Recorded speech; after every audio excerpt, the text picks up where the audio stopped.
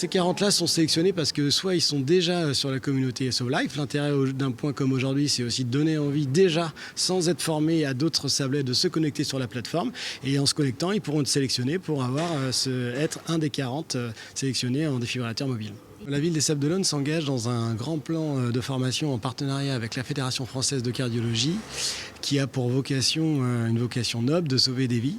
Et donc une des premières actions qui a été matérialisée aujourd'hui, c'est un partenariat avec SoLife, qui est une application qui permet à des citoyens de se connecter et d'intervenir sur une situation d'arrêt cardiaque, une situation d'urgence dans la rue. C'est connecté avec le SAMU et donc les citoyens qui ont téléchargé l'application peuvent être appelés.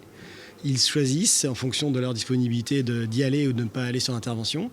Et s'ils y vont, ils font les gestes de premier secours. On a un grand retard en France, en fait, sur la prise en charge des arrêts cardiaques notamment. Et donc, modestement, à l'échelle d'une ville comme les Sables-d'Olonne, on veut se donner l'ambition d'améliorer les choses, de faire avancer la prise en charge et donc de sauver des vies. Il faudra prendre le défibrillateur qui est donc dans sa boîte, enlever les stickers qui l'entourent, enlever ensuite la protection du défibrillateur et à partir de ce moment-là, il sera utilisable à l'instant T.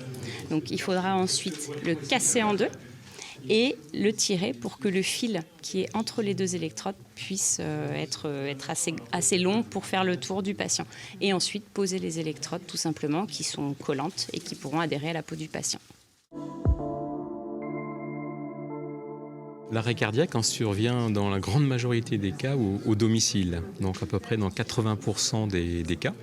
Et dans ces situations-là, les défibrillateurs grand public ne sont pas forcément si faciles d'accès que ça.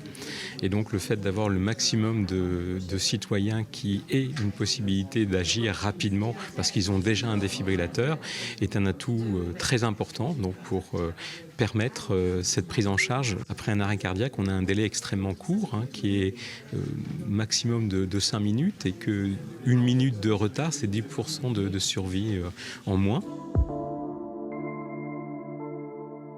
L'idéal, bien sûr, c'est qu'on ait le plus rapidement possible la défibrillation puisque le cœur s'abîme petit à petit et ensuite il est de moins en moins sensible au choc électrique. Donc plus c'est rapide, plus c'est efficace et puis surtout il faut le massage cardiaque associé, autrement on n'aura pas d'efficacité hémodynamique et en particulier le risque de lésion cérébrale qui sera important.